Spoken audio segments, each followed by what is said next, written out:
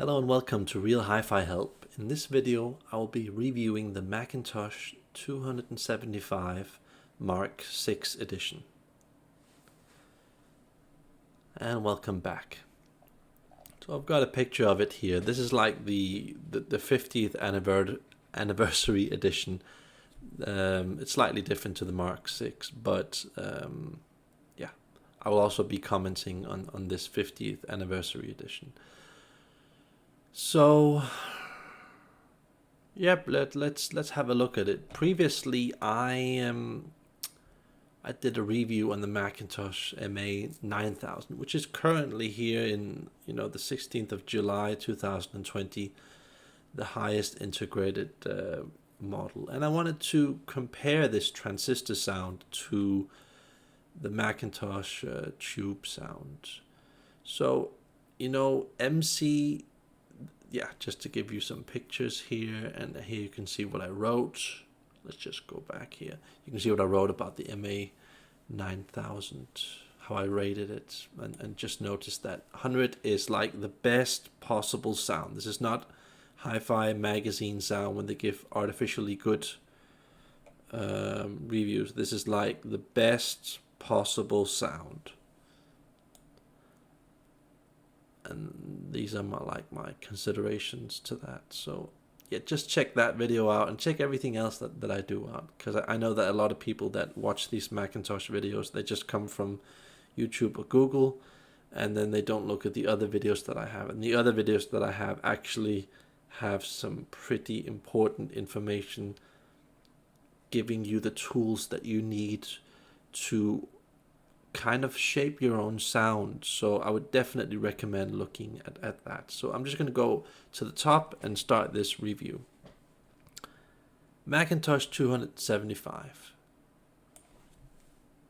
Pretty interesting sound.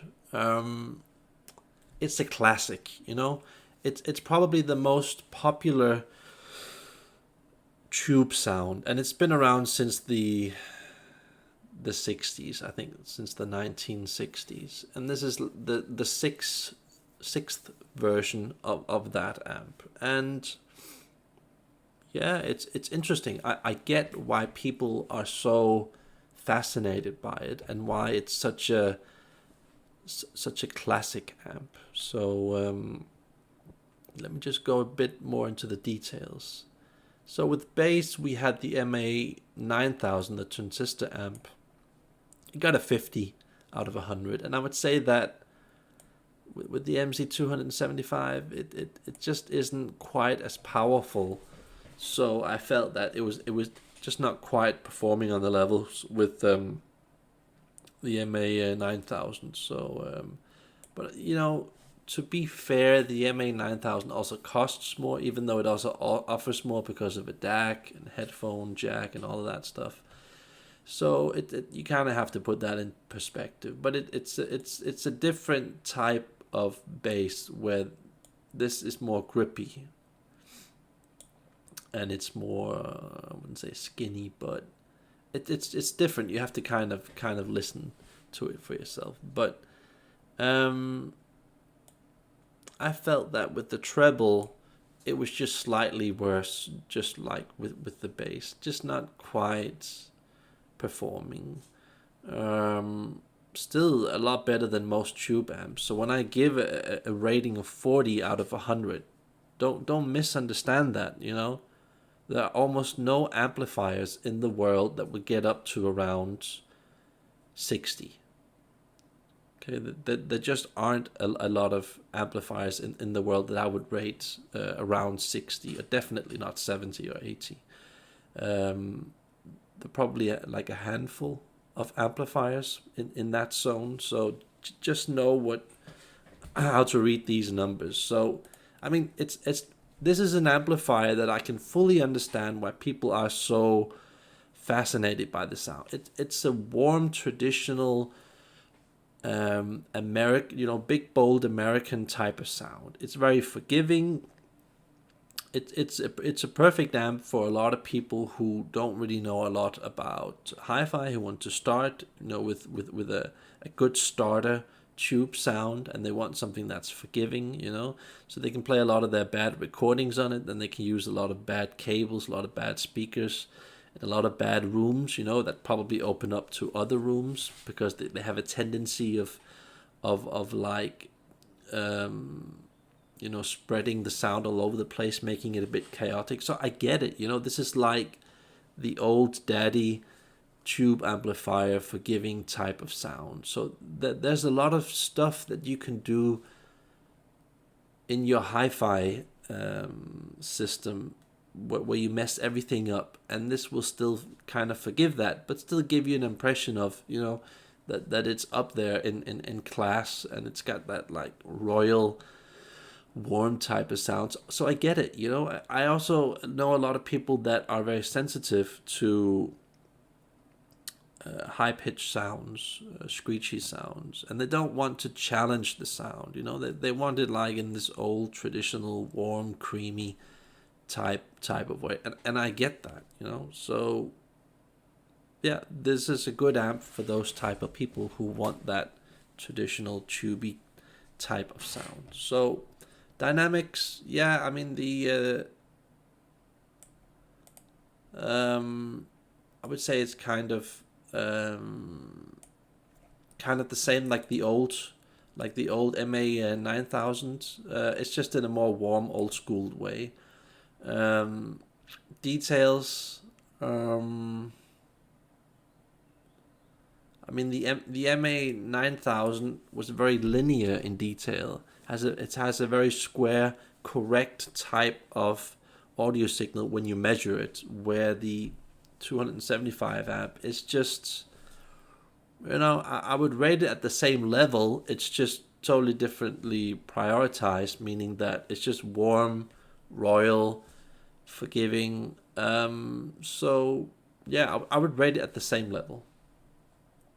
Black level, there I'd say that this is where the MA 9000 clearly wins, because it has that sort of way of filtering out the noise and focusing on the detail more, and that's kind of cool. I know a lot of younger people especially appreciate that, and if you're kind of a B and W speaker nutbag type of guy, you probably want the MA 9000 more, because they usually have a warmer sound that is more compatible with Mcintosh. You could also, of course, pair it with the MC 275, but yeah, it kind of wins purely on that part, the MA 9000. So let's just go into the naturality. Well, I was disappointed with the MA 9000.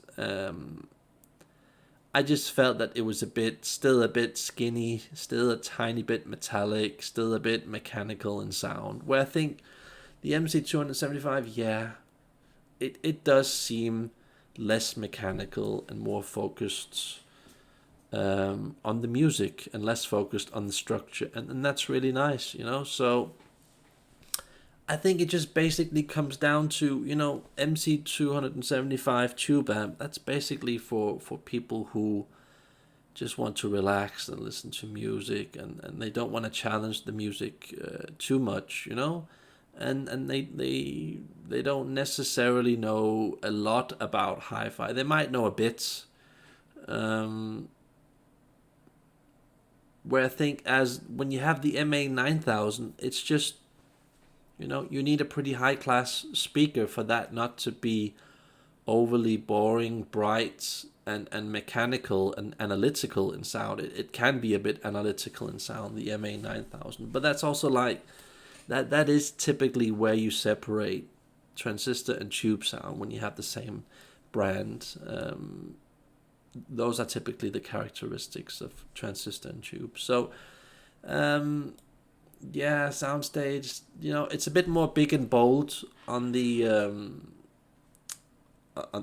MC 275, but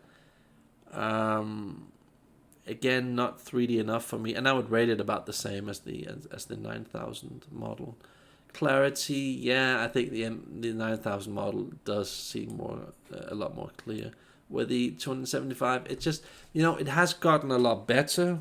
Mark 4 over to Mark 5 improved a lot, and Mark 5 over to this new Mark 6, yeah, it did improve substantially, and the base has gotten more tight. So I think a lot of people would appreciate that, because it's a bit more of a modern thing that you have a tight, grippy base. So I think they've updated it to like keep up with the new standards of what people expect a new amplifier to do. So yeah, Mcintosh, they upgraded it and made it more relevant to the new age that we're living in. So yeah, power and control, I actually think it's lacking a bit of power, and as I'll get into later, of course, when you buy two of these and run them in like a monoblock, parallel bridged, or whatever they call it, and you have a preamp, of course you get more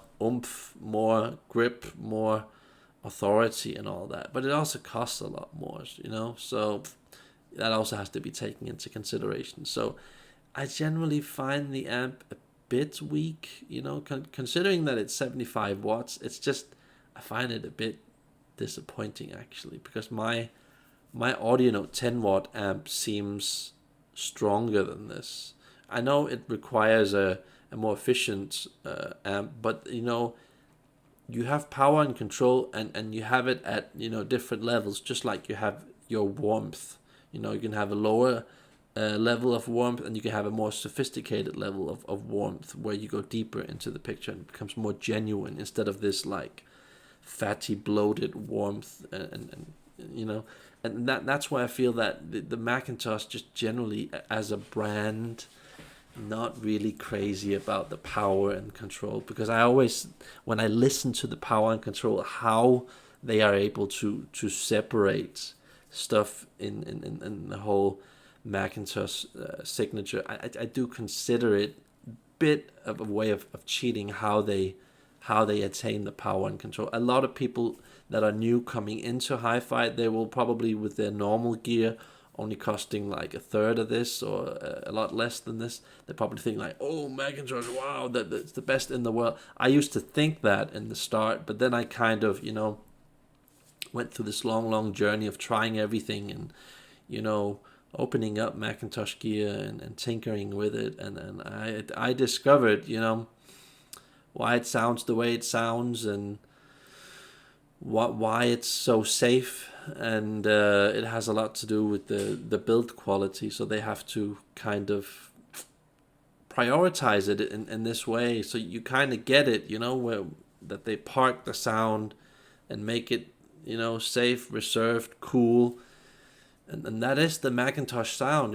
That is the brand sound in general. So I kind of get it, but I just don't consider it to be like anything close to 100, not even close, because it has to be genuine power and control.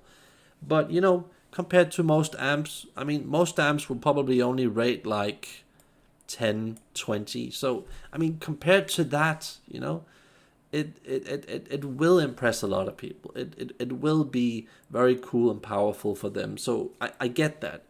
We also have to take everything into perspective. With this type of sound, it goes with a certain type of price for a certain type of customer. So I get it. You have to take everything in perspective, and just don't think that I'm an anti-Mcintosh person, because I really am not an anti-Mcintosh type of person. There are aspects of the Mcintosh sound and the look of it that I really do appreciate. So just so you guys know. But yeah, features and pride of ownership, not quite as exclusive and as premier like the MA 9000 model. I felt like with the MA 9000, it was just a lot more like blingy, in your face, cool to look at. I mean, just look at this, isn't that just a lot more cool than the tube thingy? I think it is. I also think the feedback on it and everything when you turn it up and down with the knobs and all of this stuff and the watt meters. I just find it just a lot more appealing. And all of this, it kind of creates an illusion of it also being, a better experience than the MC275. So, if you had that watt meter thingy going on with this, I think it would sell more, and more people would consider this thing more. But, you also have to consider the whole product line of Mcintosh. So they have other tube amps with that probably have watt meter thingies. So you kind of get how the whole thing works, So yeah, like I said before, when we went from Mark 4 to 5 to 6, it basically became more clear and tight. So yeah, that is of course good, and it is more clear and powerful, the MA9000. But a lot of people with a lot of regular speakers won't be able to use the MA9000. So that's also something to think about. There are a lot of people in the world with a lot of really crappy speakers that only cost a couple of $100, or maybe even only a couple of $1,000, and many of them, are really bad. You generally have to, this is my experience, but you generally have to get into speakers that are, that start at around $5,000 or $10,000 before they generally, not always, but generally really start becoming good speakers. So I wouldn't recommend the MA9000 with like a subpar speaker, or like a stand speaker or something like that. I really wouldn't, because it would appear as if it was thin, harsh, and analytical, and it would kind of drive you a bit insane, especially if you haven't got control over your power, your cables, your room, everything. It could kind of irritate you a bit, this amp. So that's kind of where the MC275 comes in, because it's just warm and forgiving, nice to listen to. It has more of that classic old Royal Mcintosh sound, but this edition is just a bit more clean and tight compared to the older versions. So that Mcintosh kind of knew this, that they knew that there were going to be customers going in different directions with different gear they had to pair it with. So that is like why this thing exists. So you kind of get it. And I do imagine that people buying the MC275 have a lower quality speaker in general, and because they have a lower quality speaker, lower quality speakers have a tendency of giving you a treble and mid range that is just half annoying to listen to. It's into pieces. It lacks a bit of creaminess and warmness and forgivefulness, and it just, you need something that kind of glues the sound together and makes it warm and digestible. That's an important word, digestible. And that's why you kind of get this type of sound. So I fully understand that, and Mcintosh 275 is not, I wouldn't say it's in the lower tube sound. I would say that's where you start to feel when you start to move into the middle class of tube sound, going from the lower budget sound to the middle class. This is where the middle class tube sound starts. It's not anywhere near the top class if you compare it to Negra, Kondo, Audio Note, Bob Carver. It just doesn't come anywhere near that, or even the best ear tube amplifier. It just doesn't come anywhere near that. But it is just a good solid start on tube sound. So something to take into consideration. But for me, it's just, I'm a bit special. I've been around for a while, and I've listened to a lot of tube gear. I've listened to most gear on the market from most brands. with most of their models. Yeah, I know I don't have a life, but it kind of, when you listen to everything, basically everything, it kind of opens you up fully understanding what exactly it is that you're listening to, especially when you open stuff up and you try with different cables, different plugs, and just do endless amounts of combinations. You begin to understand how things really sound like, and not just like the first impression compared to what you have yourself. And yeah, me getting like used to this really high quality gear, costing usually around the same as this or a lot more. This just seems to me boring, old, limited, 2D, two-dimensional, and like it just like censors the sound, parks it in a safe zone, and for me who's used to some really cool tube gear, I just want something that's more evolved, a lot more detailed, a lot more genuine. And I just feel that this is just a bit too general a tube sound for me. I mean, I'm also going to go a bit more into detail about how if you own a Mcintosh tube amp or a tube 275 amp, how you can actually deal with those problems. But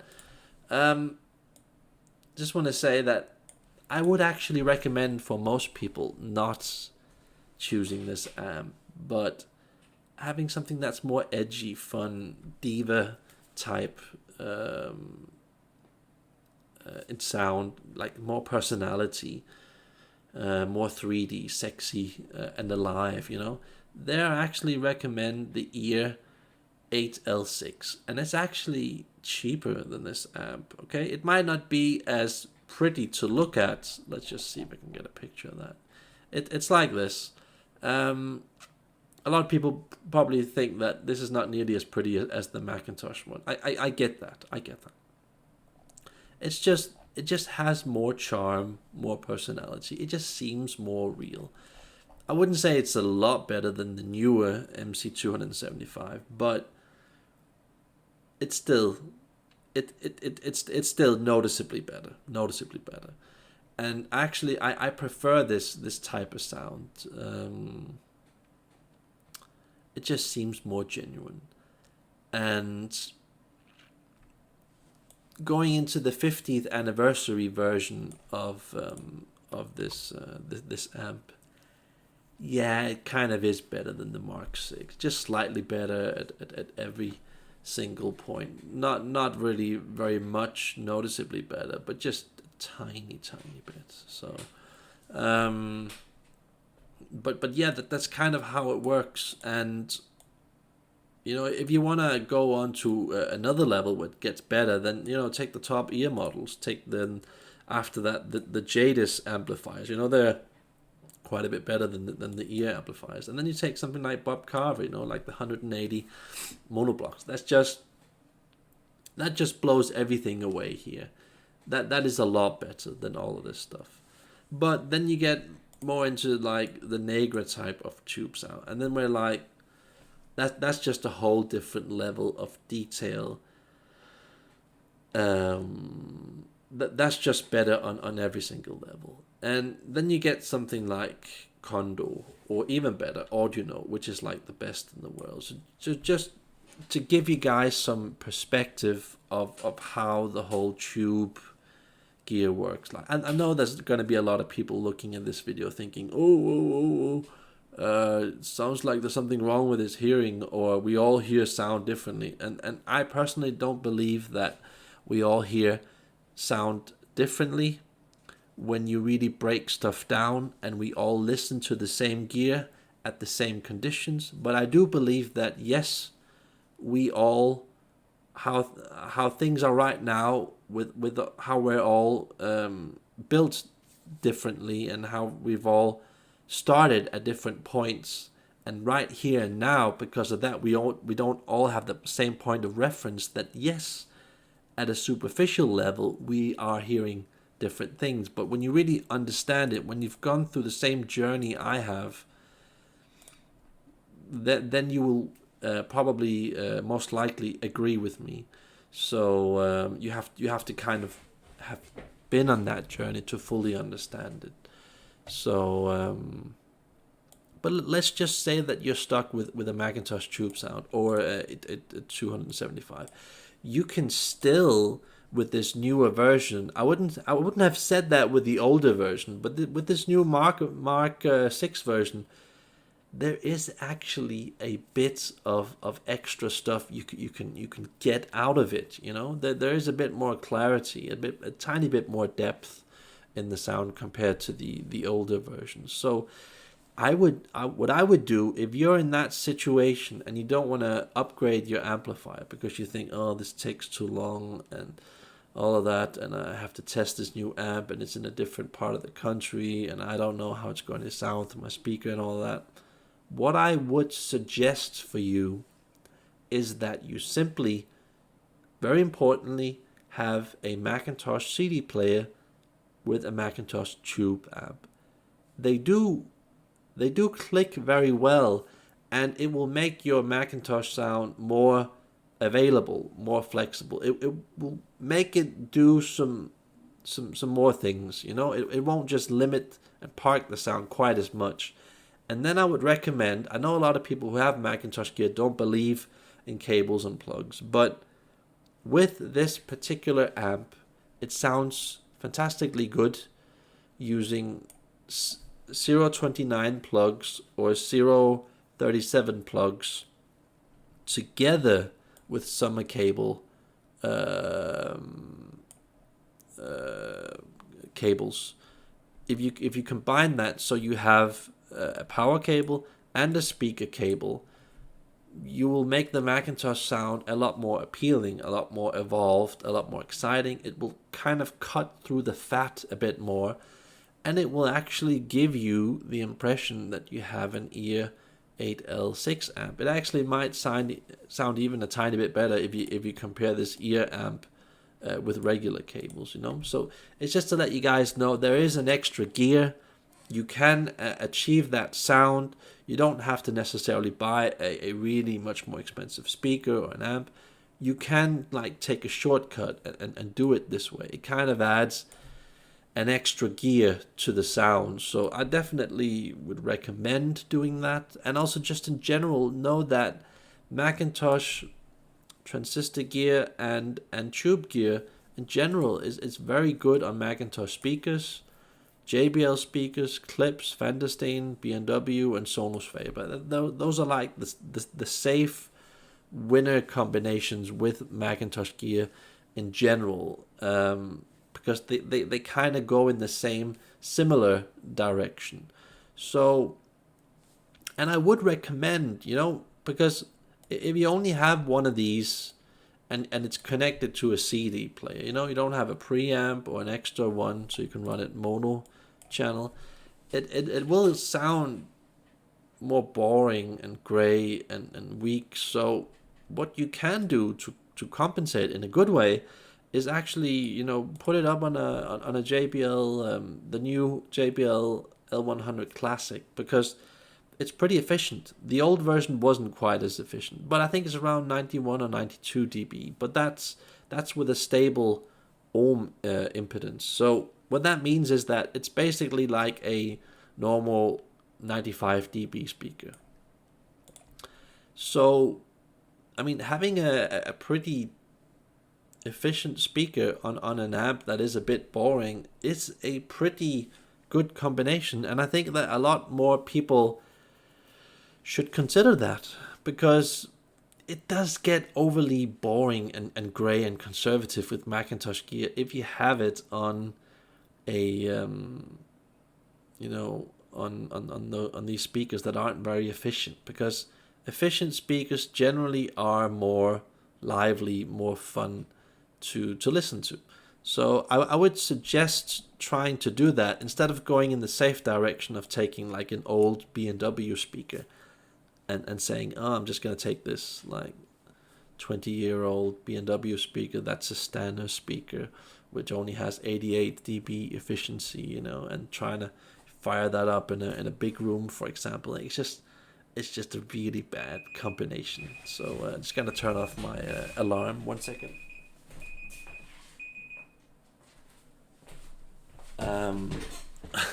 Sorry for that.